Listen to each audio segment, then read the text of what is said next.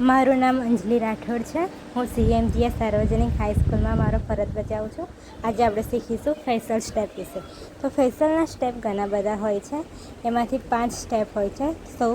સૌથી પહેલાં ક્લિન્ઝિંગ મિલ્કનો ઉપયોગ આપણે જ્યારે બહાર ગયા હોય કાં તો ધૂળ કે એવું લાગ્યું હોય એના માટે ક્લિન્ઝિંગનો ઉપયોગ થાય છે. ત્યારબાદ આવે છે સ્ક્રબનો ઉપયોગ બ્લેકહેડ અને વ્હાઇટનેસને રિમૂવ કરવા માટે થાય છે. સ્ક્રબથી આપણી સ્કિન એકદમ લીસી અને ચળકતી થઈ જાય છે. ત્યારબાદ આવે છે મસાજ ક્રીમનો ઉપયોગ 10થી 20 મિનિટ માટે થાય છે. તેનાથી ગ્લો અને સરસ વ્હાઇટનિંગ આવે છે.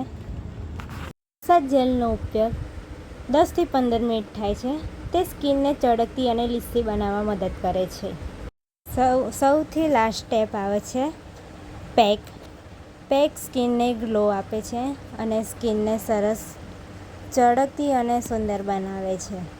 તો આજે આપણું ફેશિયલ અહીંયા આગળ પૂર્ણ થાય છે.